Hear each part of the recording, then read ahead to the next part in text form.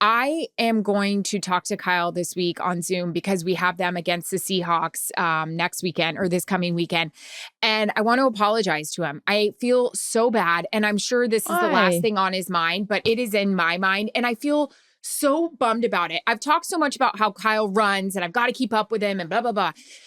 I'm trying to fit through this tunnel with him, right? And I don't even write down stuff anymore with Kyle. I use my phone recorder. So then after I can hear it and write it down because I don't have time to do that and then walk. Right.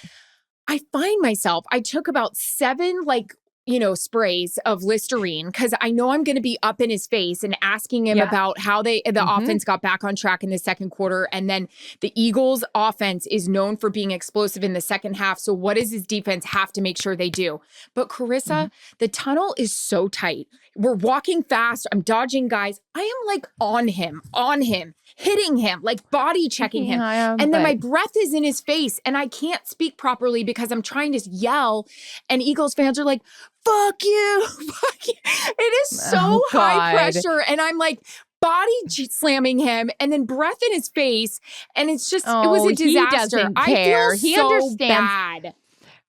Well, first of all, you and I are the same way that we have phobias about smelling good, our breath, and just in general, because it's you can't body retract checking that. this man, but but he understands what you have to do and what you're trying to do. If there's anyone like that, Kyle is so cool. I don't need to tell you this. You spent half the season with him. No, he doesn't care.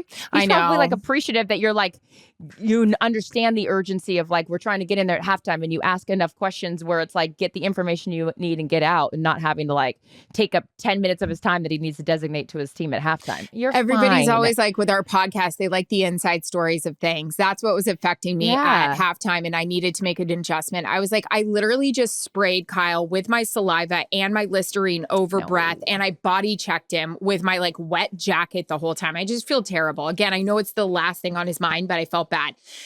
Well, guess what? He had a nice victory. He feels fine about anything. You could have thrown water on him. He wouldn't have cared. Or a finger in his face. The last thing I'll say about it is, you become friends with these guys. You become big admirers of their work and their time. We went back to the hotel. We watched the Packers Kansas City game. That was fantastic. Right, 'cause you're not flying out. Yeah. And I went back into the room and I just started watching Instagram clips of our game. This is, unless you really love football, I don't know how much you'll care about this. Charissa, I had a front row seat. I know this is the last thing you'll think I'll talk about. Lane Johnson and Nick Bosa. Fucking animals of men, beasts of men, just going after each other. There were so many moments yesterday that I was these men that we have a chance to cover are the best of the best. And I am so grateful. I never take time during the game to really appreciate it because I'm worried, did I just hear what the guy said? How can I fill in? And should I put this in my post-game, interview? There was a moment, Lane and Nick Bosa are just beating the dog shit out of each other. And I'm watching Nick Bosa try to get off the field. And it's not like he was hurt. He was just exhausted. And then he comes over to the sideline. He's on one knee. And I'm these guys are badasses. There was another moment. It was clearly the 49ers had it. Trent Williams just walked over to the side I was on and went over to the 49ers fans and just went like this.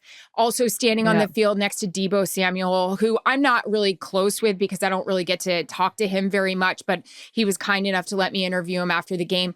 He is just watching the highlights of what he fucking did on that field and how he jukes the guy and he just, they're unbelievable. Christian McCaffrey is such a badass. It was just really cool. I just hope I need to not let these moments pass me by, but these guys are unreal. I'm so honored to cover them.